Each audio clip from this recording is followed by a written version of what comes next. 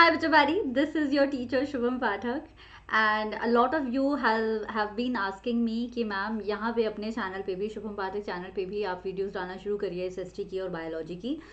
तो उसको सीखने में थोड़ा टाइम लगा कि वीडियोस बनाते कैसे हैं खुद से और फिर डालते कैसे हैं और फिर इवेंट कैसे बनता है एंड ब्ला ब्ला ब्ला, क्योंकि आपकी टीचर टेक चैलेंज थी, अभी भी है शायद। तो थोड़ा सा टाइम लग गया उसको सीखने पे, लेकिन अब मुझे थोड़ा बहुत समझ आ गया है। तो मैं अपने चैनल पे वीडियोस डालना शुरू करने वाली हूँ एसएसटी और बायोलॉजी, क्लास 10th की और क्लास 9th की एसएसटी एंड बायोलॉजी भी। इसके साथ साथ और भी फर्दर प्लान्स हैं, पर वो अगर फॉर्मुलेट होते हैं तो आपको पता चल जाएगा। तो शुरू करने से पहले डोंट फॉरगेट टू सब्सक्राइब। अगर आपको क्लास 9th और 10th की एसएसटी की बेस्ट एक्सप्लेनेशन, मॉडेस्टी गई तेल लेने, सही में बेस्ट एक्सप्लेनेशन अगर चाहिए एसएसटी की तो आप सब्सक्राइब ज़रूर करिएगा। Also of biology.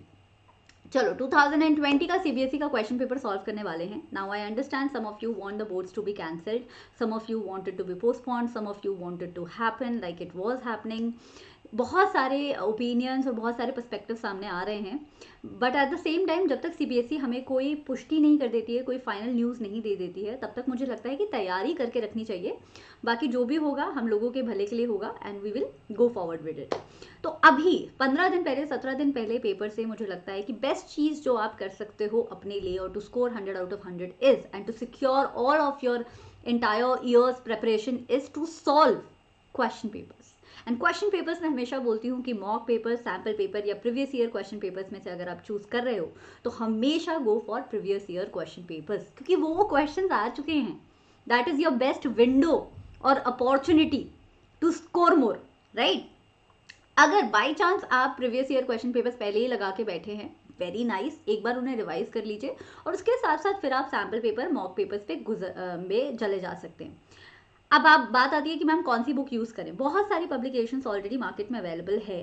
कोई भी ऐसी पब्लिकेशन जिस पे आपकी क्लास टीचर्स का ट्रस्ट है या आपके फ्रेंड्स भी यूज़ करते हैं, वो पब्लिकेशन का आप हेल्प ले सकते हैं मॉक पेपर या सैम्पल पेपर लगाने के लिए, ठीक है। But again best practice would be कि PYQs पढ़ो। PYQs का मतलब प्रीवियस ईयर क्वेश्चन पेपर्स लगाओ। और प्रायोरिटी ऑर्डर में मैं बताऊं तो 2020 का क्वेश्चन पेपर आपके लिए सबसे ज़रूरी है, इसलिए मैं सबसे पहले 2020 का दे रही हूँ, फिर 2019 का सबसे ज़रूरी है, फिर 2018 का ज़रूरी है। तो पिछले 5 साल के क्वेश्चन पेपर्स इंपॉर्टेंट होते हैं, लेकिन पिछले 3 साल के पेपर सबसे ज़्यादा इंपॉर्टेंट होते हैं। I tell you why. क्योंकि उनसे एग्जैक्टली हमें पता चलता है कि पेपर पैटर्न क्या है। बदलता रहता है धीरे धीरे सीबीएसई भी इवॉल्व करती है, एनसीईआरटी में भी चेंजेस आते हैं। तो जो लास्ट के 3 क्वेश्चन पेपर्स हैं इनको ज़रूर करना है हमें, और इस चैनल को सब्सक्राइब कर लोगे तो मैं तीनों की तीनों कराने वाली हूँ इसी हफ्ते में। चलो स्टार्ट करते हैं। मेरा खुद का चैनल है, मुझे पिचिंग भी नहीं करनी है, बहुत ही अच्छा लग रहा है। और अब मैं स्टार्ट करती हूँ कि हम पेपर नंबर कर रहे हैं 2020 का सेट नंबर 1। सेट अलग अलग आते हैं, है ना, जिनके चीटिंग के प्लान्स थे उन्हें मैं पहले ही बता दूं। सेट अलग अलग आते हैं और ये है set number 1। Most of the questions जो हैं सेट में सेम रहते हैं, लेकिन नंबर अलग होता है। तो आप आगे वाले और पीछे वाले से पूछ नहीं सकते कि 4th क्वेश्चन का आंसर बता, आंसर कुछ अलग ही आएगा, ठीक है। तो ये सेट नंबर 1 है। एंड इसमें जो डिलीटेड पोर्शंस में से जो क्वेश्चंस आए थे 2020 में, वो वाले के आंसर मैं नहीं बता रही हूँ, बिकॉज इस करंट बैच को मैं नहीं चाहती कि बिल्कुल भी कंफ्यूज हूँ। तो मैं सिर्फ और सिर्फ नॉन डिलीटेड सिलेबस जो है हमारा 2021 के बोर्ड एग्जाम्स का, वो आपको सॉल्व कराने वाली हूँ, बिल्कुल खरा सेम सिलेबस। चलिए सेक्शन नंबर ए से स्टार्ट करते हैं। Which of the following revolutions is called as the first expression of nationalism. भाई rise of nationalism in Europe के सेकेंड पेज के फर्स्ट लाइन को इन्होंने उठा के क्वेश्चन बना दिया है, and the right answer is French revolution. तो फ्रेंच रेवोल्यूशन से पहले भी रेवोल्यूशंस हुए थे, लेकिन ये जो रेवोल्यूशन है ये पहला सक्सेसफुल एक्सप्रेशन था जब लोगों ने बोला था कि राजा का राजपाट बहुत हो गया, अब हमें नेशन स्टेट चाहिए, हमें खुद की फ्रेटर्निटी लिबर्टी चाहिए, और तब आया था फ्रेंच रेवोल्यूशन, राइट। तो पहला clear expression of having a nation state. Next, Why was the Inland Immigration Act of 1859 troublesome for plantation workers? जब आप नॉन कोऑपरेशन पढ़ते हैं नेशनलिज्म इन इंडिया में, तब प्लांटेशन वर्कर वाले टॉपिक में आपको पता लगता है कि उस जमाने में इंडिया के प्लांटेशन वर्कर पे कॉलोनियल गवर्नमेंट ने एक रिप्रेसिव सा लॉ लगा रखा था जिसका नाम था एमिग्रेशन एक्ट। एमिग्रेशन का मतलब होता है किसी जगह से बाहर जाना। तो इस एक्ट के अकॉर्डिंग अगर आप प्लांटेशन मतलब कि टी प्लांटेशन या कॉफी प्लांटेशन, कोई भी प्लांटेशन वर्कर हो, तो आप एक तरीके से बॉन्डेड लेबर हो उस पर्टिकुलर अमाउंट ऑफ टाइम के लिए। जब तक आप प्लांटेशन वर्कर हो, आपको अगर अपने घर भी जाना है या उस पर्टिकुलर एरिया से बाहर जाना है तो आपको कॉलोनियल गवर्नमेंट की लेनी पड़ेगी परमिशन। तो ये था ये घटिया सा एक्ट जिसके खिलाफ लोग आवाज उठा रहे थे, प्लांटेशन वर्कर्स आवाज उठा रहे थे। Next, fill in the blanks. अब आपको लेफ्ट हैंड साइड पे दिया हुआ है टाइप्स ऑफ रिसोर्सेज और राइट हैंड साइड पे एग्जांपल्स दिया है, मतलब कैटेगरीज दी हुई है राइट हैंड साइड पे। लेफ्ट हैंड साइड के फिल इन द ब्लैंक्स में आपको क्या लिखना है, आपको लिखना है on what basis they have been categorize. तो बायोटिक और एबायोटिक का हमको पता है क्या आता है, on the basis of origin, कि जिंदा है कि नहीं है, जिंदा है तो बायोटिक, जिंदा नहीं है तो एबायोटिक रिसोर्स। और रिन्यूएबल एंड नॉन रिन्यूएबल आता है on the basis of exhaustibility, कि कोई रिसोर्स कितना जल्दी खत्म हो जाता है। रिन्यूएबल जो है फिर से बन जाते हैं, रिन्यू होते रहते हैं, रीजनरेट होते रहते हैं। नॉन रिन्यूएबल एक बार खत्म हो गए तो हो गए, राइट, जैसे फॉसिल फ्यूल्स। तो यही डाल दिया आपने यहाँ पे, on the basis of origin and on the basis of exhaustibility. Extra tip, categories भी इंपॉर्टेंट है रिसोर्सेज की, उनकी डेफिनेशंस भी इंपॉर्टेंट है, उनके एग्जाम्पल्स भी इंपॉर्टेंट है, और किस बेसिस पे उन्हें कैटेगराइज किया गया है ये भी बहुत इंपॉर्टेंट है। तो ये बच्चे कुछ भूल जाते हैं, तो I thought I tell you. Next question, which is the oldest artificial sea port of India.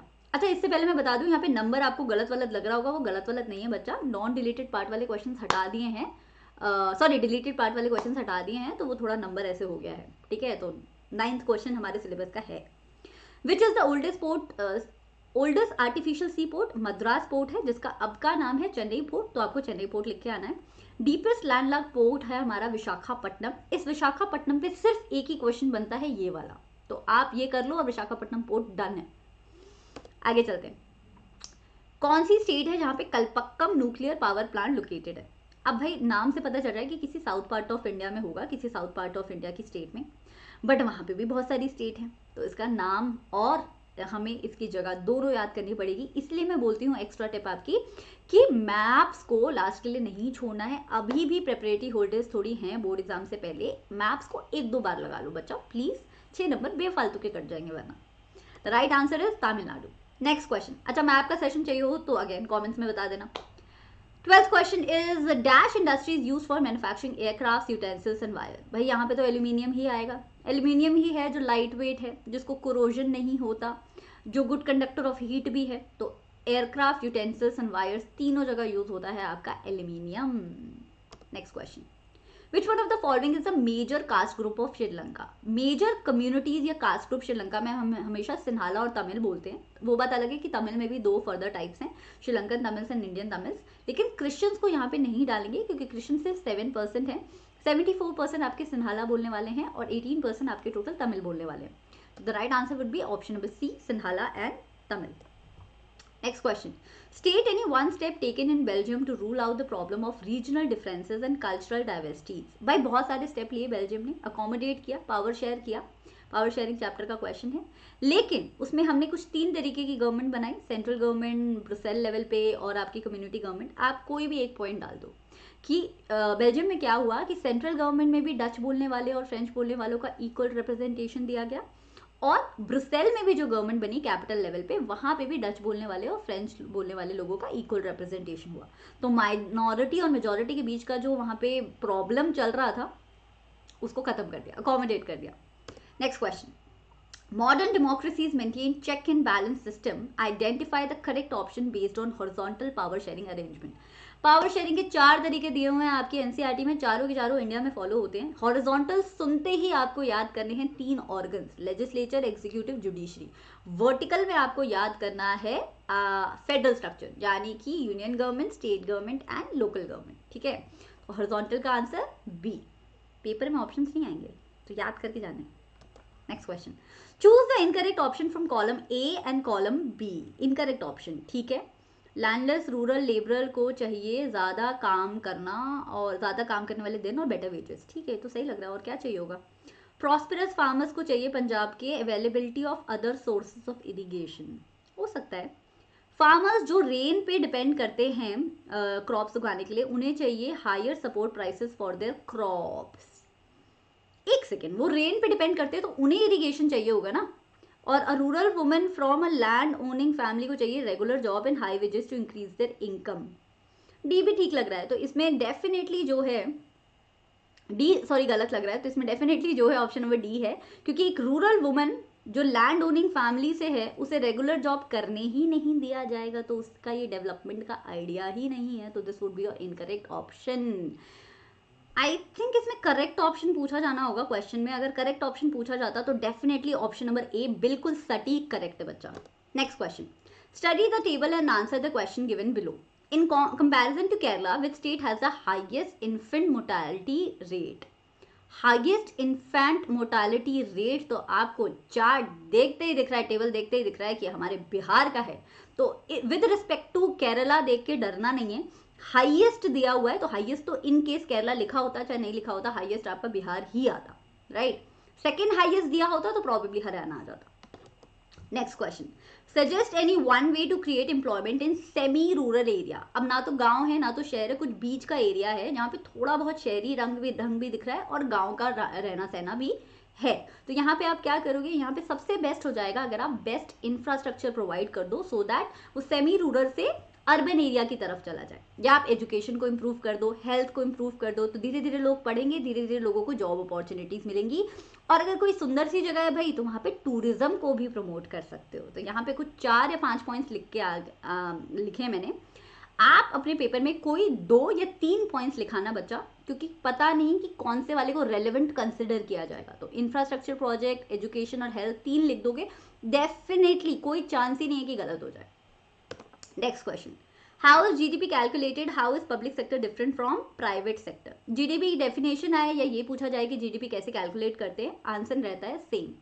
तो जीडीपी में क्या करते हैं कि प्राइमरी सेक्टर, तीनों economic sector, primary, secondary, tertiary, तीनों में जो भी फाइनल गुड्स और सर्विसेज प्रोड्यूस हुई, जब उनको ऐड कर देते हो, समेशन हो जाता है, तो उसको आप बोल देते हो एक कंट्री का पर्टिकुलर ईयर का GDP, gross domestic product, easy PG.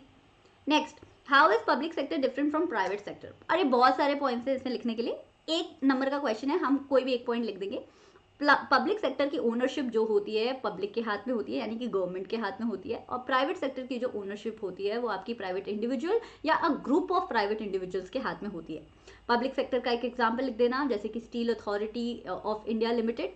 Private sector का लिख देना टाटा, टिस्को या रिलायंस, ये सब प्राइवेट सेक्टर है। Next question, section number B पे आ गए हम। Read the source given below and answer the question that follows. The movement in towns, चलो पढ़ लेते हैं। The movement started with middle class participation in cities, thousand of students left government control schools and colleges. अरे ये तो NCM की बात हो रही है। Okay okay okay okay. The effects of non cooperation on the economic front, मैं दूसरे पैराग्राफ पे आ गई। आप पॉज करके वीडियो पूरा पढ़ सकते हो, बट मुझे ये पूरा ऑलमोस्ट रटा हुआ है तो ये एनसीएम है, और एनसीएम में वुमेन इन सिटीज वाला पूरा टॉपिक है। ठीक है समझ गए। अच्छा, एक टिप दे रही हूँ कि केस बेस्ड क्वेश्चन जब भी करने हैं तो आप पहले क्वेश्चन पढ़ो फिर केस पढ़ो। क्या पता आपको केस के क्वेश्चंस जो दिए हुए हैं उनके आंसर वैसे ही आते हो, आपको इस पैराग्राफ को पढ़ने की जरूरत नहीं है। ठीक है, तो पहले आपने क्वेश्चन पढ़ लिया कि explain the role of Justice Party in boycotting the council election. आपको ऑलरेडी पता है, आपने चैप्टर पढ़ा है कि जस्टिस पार्टी ने तो किया ही नहीं था बॉयकॉट काउंसिल इलेक्शन, बल्कि उसने तो पार्टिसिपेट किया था। क्यों पार्टिसिपेट किया था? क्योंकि उन्हें लग रहा था कि जस्टिस पार्टी में जो है हिंदूज, वो वाले हिंदूज हैं जो लोअर कास्ट से बिलोंग करते हैं, तो they wanted to prove that they can also gain some political power and they can also be a part of India's development, political development and so on and so forth. ठीक है, they wanted to prove it कि यही time है, this is the time where we can have access to political power and empowerment. Second question, how was the effects of non cooperation on the economic front dramatic. भाई बहुत नुकसान हुआ था। गांधी जी ने एकदम से बोल दिया कि लिकर शॉप्स को पिकेट कर दो, मतलब एंट्री रोक के खड़े हो जाओ, फॉरेन गुड्स का बॉयकॉट करना शुरू कर दो, पुराने मतलब फॉरेन के कपड़े मत पहनो, सामान मत यूज करो। तो ऑब्वियसली ड्रामेटिक इफेक्ट हुआ था। यहाँ पे जो पॉइंट एक नहीं लिखा है मैंने, वो आपको जरूर मेंशन करना है, वो है यहाँ वाला। मैं बताती हूँ क्या, यही गलती नहीं करनी है। सेकेंड पैराग्राफ में जो थर्ड लाइन लिखी है, the import of foreign cloth halved between 1921 and 1922, और उसकी वैल्यू जो है 102 करोड़ से 57 करोड़ आ गई। जब आपका इकोनॉमिक्स का पूछा है तो ऑब्वियसली नंबर मेंशन करोगे तो बेस्ट नंबर मिलेंगे आपको। तो ये थर्ड लाइन पूरी की पूरी लिख के आनी है। Third question, explain the effect of boycott movement on foreign textile trade. यहाँ पे भी आप लिखोगे कि फॉरेन क्लोथ का जो ट्रेड है वो आधा हो गया। मर्चेंट्स और ट्रेडर्स ने रिफ्यूज कर दिया कि वो फॉरेन गुड्स को बेचेंगे ही नहीं, उसकी ट्रेडिंग ही नहीं करेंगे इंडिया में, और फिनेंस भी नहीं करेंगे फॉरेन ट्रेड को। तो भाई काफ़ी बैड इम्पैक्ट आया उस पर। Next 23rd question, describe the importance of judicious use of resources और describe the different steps of resource planning. Resources and development का 3 नंबर का क्वेश्चन चॉइस आई थी आपको, मैं आंसर बता देती हूँ।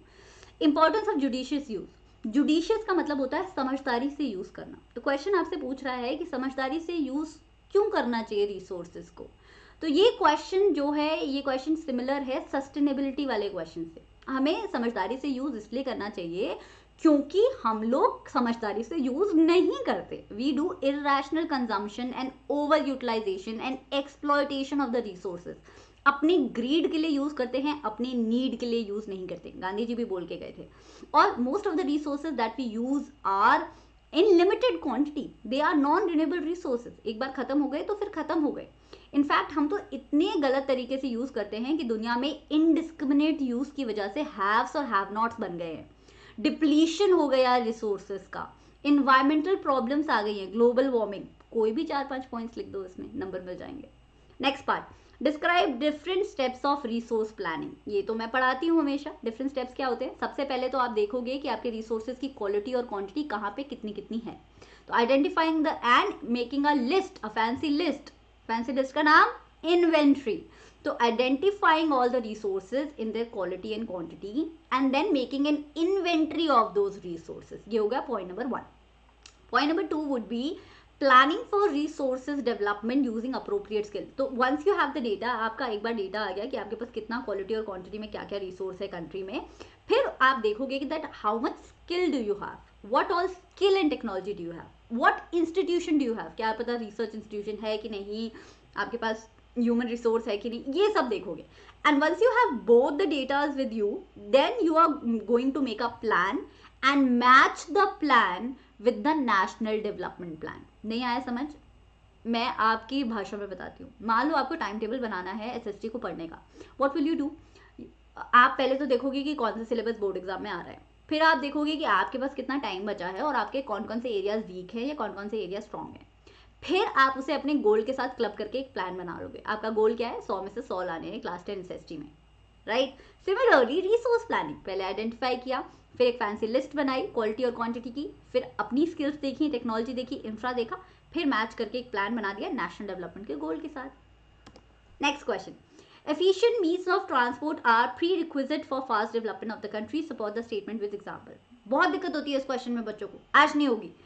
ये पूछ रहा है कि ट्रांसपोर्ट जो है डेवलपमेंट को फास्ट करने के लिए जरूरी है, ऐसा क्यों? खुद सोच के देखो, 1 मिनट लो, खुद सोच के देखो, ट्रांसपोर्ट और डेवलपमेंट का क्या लेना देना। डेवलपमेंट, इकोनॉमिक डेवलपमेंट कंट्री की कब होती है? जब गुड्स ज्यादा, फॉरेन एक्सचेंज आता है, ज्यादा पैसा आता है, जब कंट्री के खुद के एंटरप्रेन्योर्स, खुद के प्रोड्यूसर्स को फायदा होता है, राइट? यही सब होता है। और इस सब में ट्रांसपोर्ट का एक रोल होता है।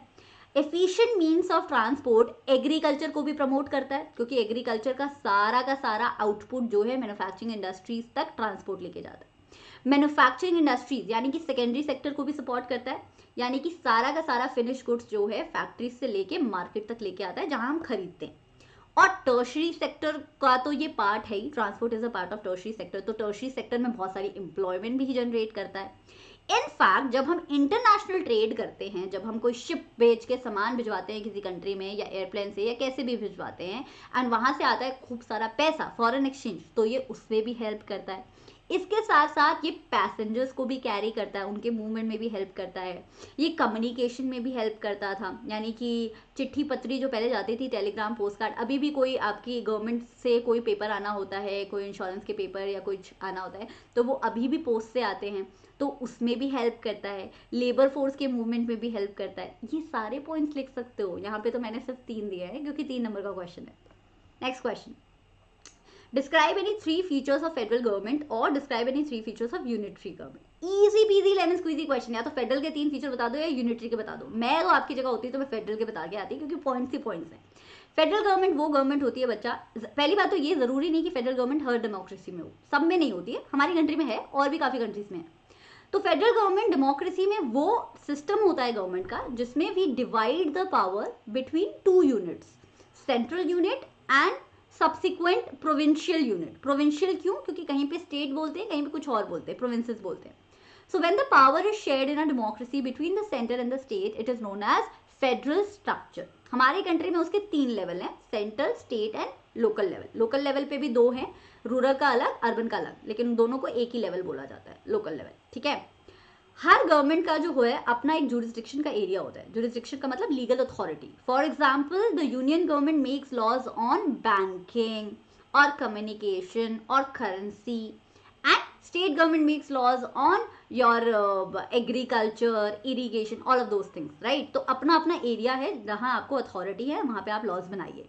जुडिशरी, बाद में कोई झगड़ा हो गया, if there is any dispute और conflict between centre and state और 2 state government, who intervenes? Judiciary intervenes. तो जुडिशरी फेडरल स्ट्रक्चर में भी अलग ही चलता है, उसका काम होता है एम्पायर का conflict resolution and interpretation of constitution, ठीक है। तो ये पॉइंट्स आप लिख दो। इसके साथ आप यूनियन लिस्ट, स्टेट लिस्ट वगैरह भी मेंशन कर सकते हो। अगर स्पेसिफिक इंडिया का पूछा होता तो वो लिस्ट मेंशन करना जरूरी हो जाता। स्पेसिफिक इंडिया का नहीं पूछा तो जेनेरिक पॉइंट्स लिख सकते हो कि डुअल ऑब्जेक्टिव्स होते हैं, स्टेट गवर्नमेंट और सेंट्रल गवर्नमेंट को अलाउड होता है कि अपना अपना रेवेन्यू जनरेट कर लें टैक्सेस लगा के, generic points.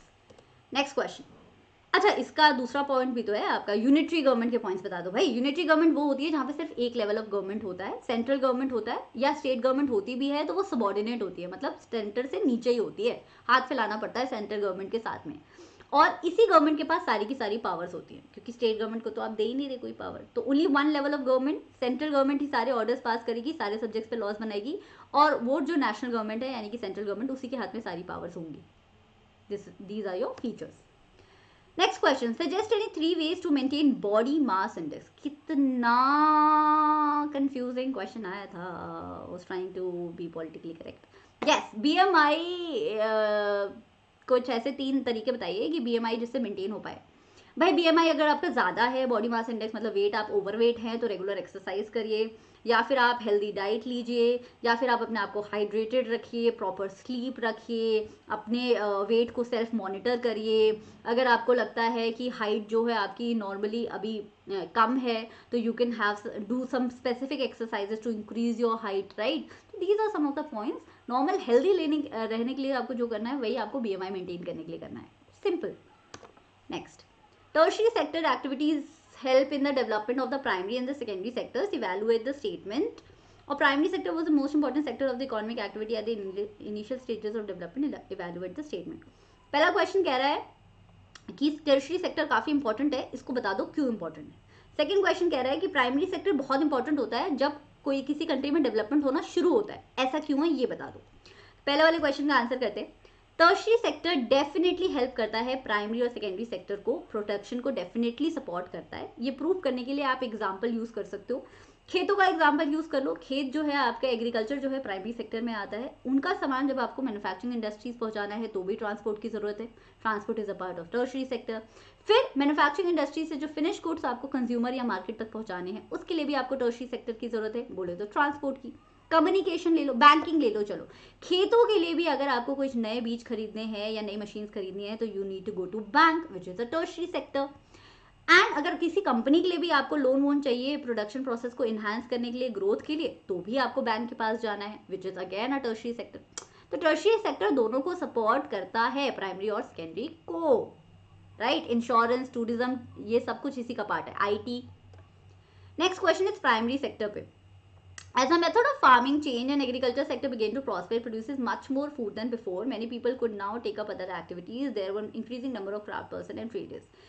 Primary sector was the most important sector of economic activity at initial stages of development. पहले बात तो आप लिख दोगे yes it is true that primary sector is the most important sector. Why?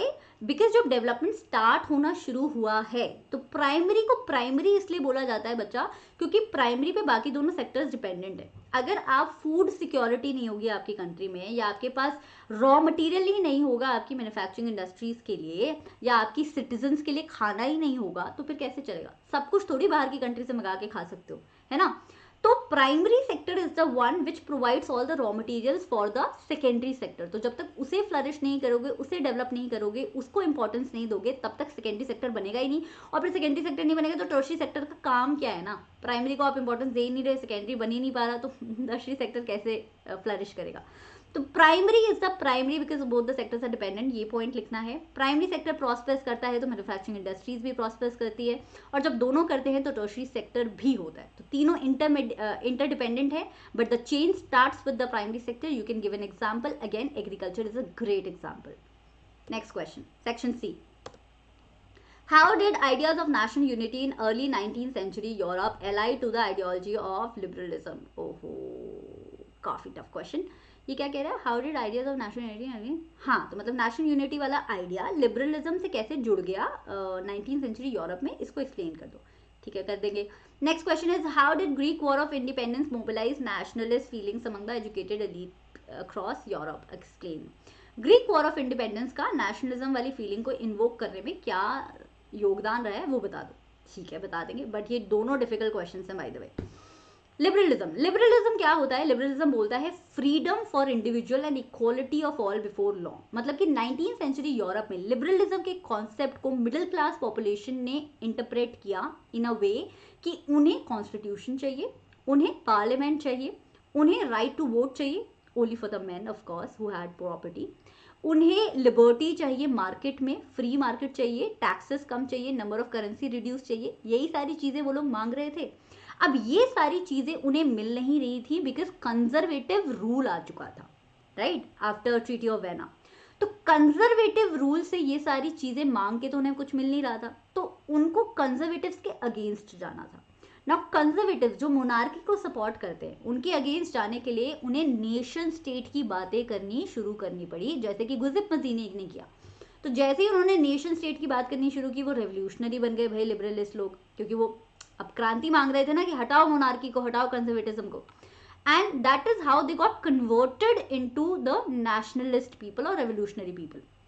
तो answer में क्या लिखना है, दैट लिबरलिज्म ये मांग रहा था, they were actually asking for government by consent, they wanted end of autocracy, but at the same time you have to mention that there was monarchy going on, so liberal people had no other way but to conform to revolution, to go against the monarchy, to raise their voices collectively, ऐसी ऐसी भाषा लिख के आनी है, ठीक है इसमें।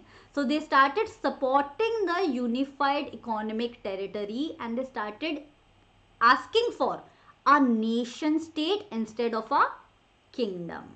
ठीक है, तो वो राजा का राजपाट मांगने को मना कर रहे थे, अब वो कह रहे थे कि हमें नेशन स्टेट चाहिए, हमें पार्लियामेंट चाहिए, कॉन्स्टिट्यूशन चाहिए, रेवोल्यूशन चाहिए, इटली का भी यूनिफिकेशन चाहिए, जर्मनी का भी चाहिए, पूरे यूरोप का चाहिए। Okay, next question, Greek war of independence पे।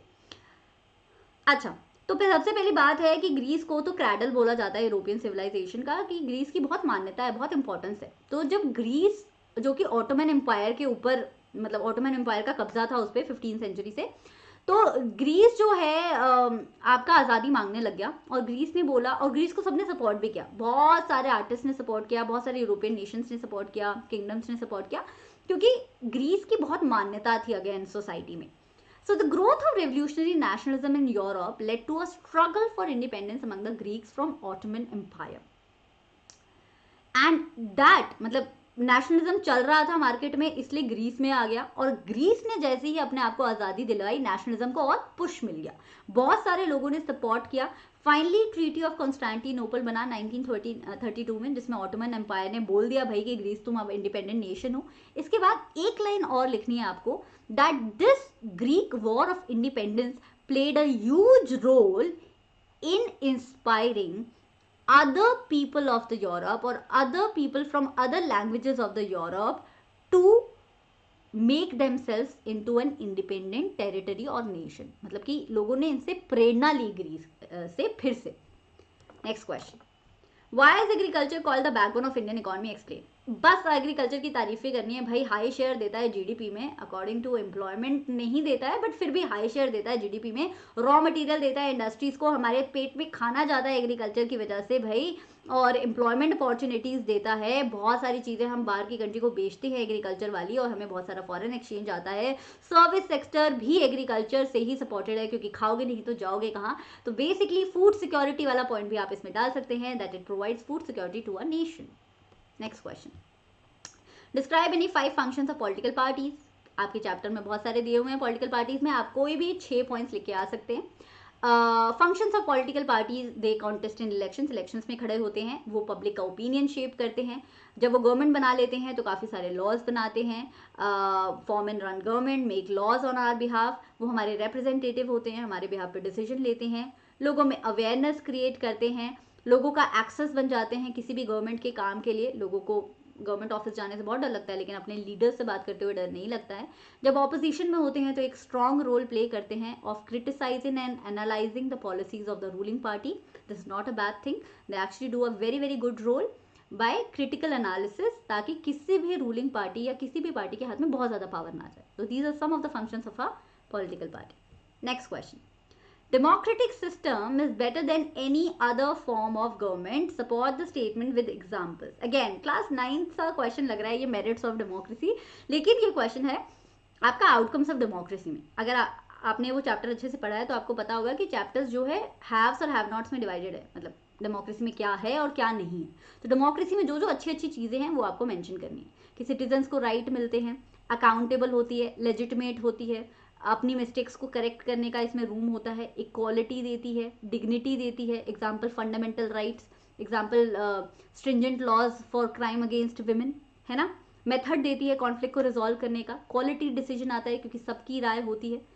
तो आप ऐसे भी पॉइंट्स लिख सकते हो, आप इसमें अकाउंटेबल, लेजिटिमेट, रिस्पॉन्सिव वर्ड्स भी यूज कर सकते हो, पॉलिटिकल इक्वालिटी वर्ड भी यूज कर सकते हो जो latter part of the chapter में से है। वैसे ये एज इट इज आंसर आपको फर्स्ट या सेकंड पेज पे आउटकम्स ऑफ डेमोक्रेसी में दिया हुआ है, ये सारे पॉइंट्स ऑलरेडी दिए हुए हैं, तो ये भी लिख सकते हो, both of them would be right. Next question, bank plays an important role in the economic development of the country, support the statement with example. Bank का कंट्री के डेवलपमेंट में क्या है रोल, वो आपको बताना है। देखो भाई, बैंक लोन देता है, ये तो सबसे पहली बात हो गई। रूरल एरिया में जब लोन देता है तो क्रॉप का प्रोडक्शन जो है इंक्रीज हो सकता है, जिससे गांव की डेवलपमेंट हो सकती है, एग्रीकल्चर का डेवलपमेंट हो सकता है। दूसरा पॉइंट है कि सारे सेक्टर्स, इकोनॉमी के सारे सेक्टर्स को लोन देता है, और मतलब कि सारे सेक्टर्स को सपोर्ट करता है ना। कभी कभी ये क्या करता है कि मैं जा रही हूँ पॉइंट नंबर 3 पे, हाँ, provides loan to create fix asset that will create employment opportunity. जब ये मैन्युफैक्चरिंग इंडस्ट्रीज को पर्टिकुलरली लोन देता है तो लोग एम्प्लॉयमेंट अपॉर्चुनिटीज क्रिएट कर देते हैं। तो आप सिर्फ एक व्यक्ति का भला नहीं कर रहे हो, आप बेसिकली आप ऐसी सेकेंडरी सेक्टर में तो जब आप लोन देते हो तो आप बहुत सारे लोगों का भला कर रहे हो, क्योंकि फर्दर एम्प्लॉयमेंट जनरेट हो रही है ना। Fourth point, mediate between those who have surplus funds and those who are in need of these funds. Very great point. Bank always plays a role of a mediator between a depositor, जो लोग पैसे जमा करते हैं, and a borrower, जो लोग bank से loan लेते हैं। तो इनके बीच का जब ये मीडिएटर बनता है तो पैसे कौन जमा करेंगे, जिनके पास ज़्यादा पैसा होगा, और लोन कौन लेंगे, जिन्हें जिन्हें लोन की ज़रूरत होगी। तो आप देख रहे हो, जिसके पास सरप्लस था, मतलब जिसके पास उम्मीद से ज़्यादा था और जिसके पास उम्मीद से कम था, आपने उसके बीच में एक ब्रिजिंग गैप को पूरा कर दिया, एक सिस्टम बना दिया। Use of the deposits to meet the loan requirements of the people. हाँ, जो लोगों के डिपॉजिट होते हैं उसका 85% जो है लोन देने में यूज़ होता है। इसके साथ साथ आप ये भी लिख सकते हो कि बैंक्स जो हैं पूरे कंट्री के इकोनॉमिक सिस्टम को सपोर्ट करते हैं, ताकि कंट्री में कभी इन्फ्लेशन ज़्यादा ना हो जाए, हाइपर इन्फ्लेशन ना हो जाए, या कंट्री का मार्केट क्रैश ना हो जाए, उसमें भी बैंक का बहुत इंपॉर्टेंट रोल होता है, जो क्लास 11th में अगर इकोनॉमिक्स लोगे तो अच्छे से पढ़ोगे, ठीक है। Next question, credit sometimes pushes, एक सेकेंड, ये भी 33, ये भी 33, अच्छा और में है। Credit sometimes pushes the borrower into a situation which from which recovery is very painful, support the statement with example. NCERT में आपका जो है पॉजिटिव रोल भी दिया है क्रेडिट का और नेगेटिव रोल भी दिया है। जब भी इस तरीके का क्वेश्चन आए आपने नेगेटिव रोल लिखना है, लेकिन हमेशा एक एग्जाम्पल के साथ। जो आंसर मैं आपको यहाँ पे दे रही हूँ, इस आंसर को लिख के आपको 3 नंबर से ऊपर नंबर नहीं मिलेंगे, आपको एग्जाम्पल जरूर लिखना है, ठीक है। तो डेफिनेटली नेगेटिव रोल भी होता है, लोन लेके सबका भला हो ऐसा ज़रूरी नहीं है। कभी कभी लोन लेके डेट ट्रैप की सिचुएशन आ जाती है, कर्जे का भंवर जिसे बोलते हैं। पहला लोन आप चुका नहीं पाते हो, आपको पहले लोन को चुकाने के लिए दूसरा लोन लेना पड़ता है, और इस सिचुएशन में आपका मोटिवेशन टूट जाता है। Sometimes people opt for very depressive methods to come out of it, and इसको आप सपोर्ट कर सकते हो एक एग्जाम्पल के साथ। आपकी बुक में स्वप्ना द फार्मर की स्टोरी है कि स्वप्ना ने बैंक से लोन लिया, कि उन्हें उम्मीद थी कि मैं बैंक से लोन लेके अच्छे सीड्स खरीदूंगी, अच्छी मशीन्स खरीदूंगी, अच्छे से फार्मिंग करूंगी और खूब सारा पैसा कमाऊंगी और प्रॉफिट कमाऊंगी, बैंक का लोन भी चुका दूंगी। लेकिन ऐसा नहीं हुआ, स्वप्ना की फसल खराब हो गई, किसी भी वजह से हो सकती है, मानसून अच्छे से नहीं आया, इरीगेशन फैसिलिटीज़ फेल हो गई, क्रॉप में कीड़े लगे, इंश्योरेंस नहीं था, जो भी सपना की फसल खराब हो गई खेत की और वो लोन नहीं चुका पाए, उन्होंने उस लोन को चुकाने के लिए दूसरा लोन लिया और वो डेट के भंवर में फंस गए। डेट का मतलब कर्जे के भंवर में। तो हमेशा एक एग्जाम्पल लिखो। आप अपनी तरफ से भी कोई स्टोरी बना सकते हो कि किसी ने लोन लिया शॉप लगाने के लिए, शॉप में आग लग गई, लोन नहीं चुका पाए, या किसी ने लोन लिया और नुकसान हो गया बिजनेस में। You can make your own example also, और you can use Sapna's example. Next, source based question. तो मैंने सोर्स बेस्ड क्वेश्चन में क्या बोला है, हमेशा पहले क्वेश्चन पढ़ना है। क्वेश्चन दिया है, how are MNCs a major force in connecting the countries of the world. इसको मुझे सोर्स पढ़ने की जरूरत ही नहीं है, फिर भी मैं एक बार पढ़ लूंगी। कोई ऐसा सेंटेंस है क्या जो पर्टिकुलरली इसी पे लिखा है कि एमएनसीज कंट्रीज को कैसे कनेक्ट करती हैं?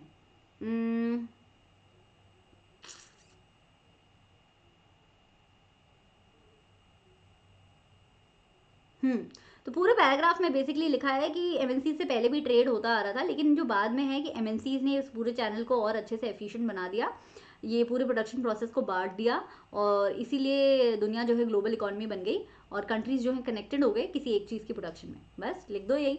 एमएनसी डेफिनेटली बाइफरकेट, मतलब कि वो पूरे प्रोडक्शन प्रोसेस को 4-5 पार्ट्स में तोड़ देती हैं और वो 4-5 पार्ट्स जो है पूरी दुनिया में फैला देती है। जैसे मान लो रॉ मटेरियल कहीं से आ रहा है, किसी और कंट्री में जाके उसका असेंबल हो रहा है, फिर किसी और कंपनी में पैकेजिंग हो रही है, किसी और कंट्री की किसी और कंपनी में, फिर वहां से आ रहा है सामान, मार्केट पूरी वर्ल्ड है। तो ये बेसिकली क्या हो रहा है, you are actually breaking down the entire process of production and outsourcing one part of it to one particular nation, right? That is the role of an MNC in globalisation. Next, source B, foreign trade and integration of market. पहले question पढ़ेंगे, how does foreign trade become a main channel in connecting countries. चलो इसके लिए source पढ़ लेते हैं। Foreign trade creates an opportunity for the producers to reach beyond the domestic market. बस ये हमारा पहला पॉइंट, फॉरेन ट्रेड की तारीफ। दूसरा point, producers can sell their produce not only in markets located with in the country but can also compete in markets located in other countries in the world.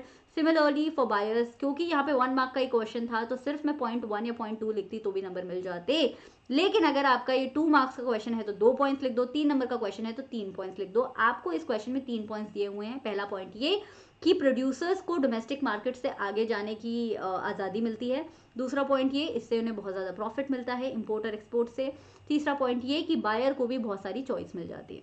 3 points already mention है, number के according लिख देना। Next, source, how is globalisation beneficial for consumers. Consumers को क्या मिलता है? Consumers को बच्चा बेटर चॉइसेस मिलती हैं, ग्रेटर चॉइसेस मिलती हैं, गुड क्वालिटी प्रोडक्ट्स मिल जाते हैं, इंटरनेशनल प्रोडक्ट्स मिल जाते हैं अपनी लोकल मार्केट में, लोअर प्राइसेस मिलते हैं क्योंकि ब्रांड्स में इतना कंपटीशन होता है आपस में कि उन्हें, जो सैनिटाइजर का एग्जाम्पल देखो ना, जब कोरोना शुरू हुआ था इतनी हाई डिमांड थी, बहुत सारी कंपनीज बनाती भी नहीं थी सैनिटाइजर, तो इतने हाई मार्केट रेट से कि पूछो मत। मैंने खुद ने 250 रुपीज़ का सैनिटाइजर खरीदा था back in I think March 2020 and it was I think 50 ml 250 rupees. फिर धीरे धीरे प्रोडक्शन काफ़ी सारी कंपनीज ने करना शुरू कर दिया तो सैनिटाइजर के प्राइसेस रैशनलाइज हो गए। अब आपको 30 से 50 रुपीज़ में अच्छे सैनिटाइजर की बॉटल गुड अमाउंट मिल जाएगा। What is that? That is competition. तो जब कंज्यूमर्स को बहुत सारी ब्रांड्स अवेलेबल मिलती हैं तो उनके बीच में कॉम्पिटिशन होता है और इससे जो प्राइसेस हैं वो रैशनलाइज हो जाते हैं। सेक्शन नंबर डी पे आ गए हैं हम लोग सक्सेसफुली, मैप वाले सेक्शन पे। 35th क्वेश्चन आपके 2020 के बोर्ड एग्जाम का। The place where Indian National Congress session was held, already marked है बच्चा। ऑप्शन नंबर ए आपको बताना है कि कौन सा है, मुझे तो मद्रास लग रहा है। Option number B, the place where the movement of indigo plantation workers was started. इसमें मुझे मैप देखने की जरूरत नहीं है, मुझे थ्योरी में आंसर पता है कि ये इंडिगो प्लांटेशन वर्कर्स तो चंपारण बिहार के थे, है कि नहीं? तो आंसर आ गया Madras and Champaran. Next question, locate and label any 4 of the following with appropriate symbol on the same given political outline of map. अच्छा, just by the way water resources के मैप सिलेबस में है, कर लेना, भूलना नहीं। हाँ, सरदार सरोवर डैम बता दो आप, भिल्लई का आयरन एंड स्टील प्लांट बता दो, पुणे बता दो, सॉफ्टवेयर टेक्नोलॉजिकल पार्क, कोच्चि बता दो। दिया हुआ है, सब दिया हुआ है पेपर में, सिर्फ आपको मार्क करके आना है। मार्क मैंने यहाँ पे कर दिया है बच्चा। सरदार सरोवर जो डैम है वो आपका नर्मदा नदी पे है, नरौरा ये यूपी में है, भिल्लई आपको दिख गया छत्तीसगढ़ में, इंदौर जो है मध्य प्रदेश में पड़ता है, पुणे हमारा प्यारा सा शहर है महाराष्ट्र का, और कोची जो है एक्सट्रीम साउथ वेस्टर्न पोर्ट है इंडिया का, बोले तो केरला में पड़ता है। तो these are your map markings and this was your 2020 previous year question paper. I hope you enjoyed, I hope मैं ये आपको सही टाइम पे दे रही हूँ, I hope it will be of some help to you and don't forget to share this video with your friends, क्योंकि previous year question papers करने बहुत ज़रूरी हैं और कभी कभी क्या होता है कि हम जब बाहर की पब्लिकेशंस यूज़ करते हैं एनसीईआरटी के अलावा, तो उनमें आंसर्स जो है गलत फॉर्मेट में या गलत वर्ड्स में दे दिए होते हैं, कभी कभी मैं बोल रही हूँ। तो अगर उससे बचना है तो इट इज़ ऑलवेज प्रेफर्ड कि आप एनसीईआरटी से पढ़ो। और हाँ, ये सेशंस भी देख सकते हो। तो अगला सेशन बहुत जल्दी आ जाएगा, 1 या 2 दिन में आ जाएगा। मुझे कमेंट्स में बता देना कौन से ईयर का पेपर मैं सॉल्व कराऊँ। पर्टिकुलर सेट की ज़रूरत है तो वो भी बता सकते हो। I set choose accordingly. तो bye bye, see you, Tata.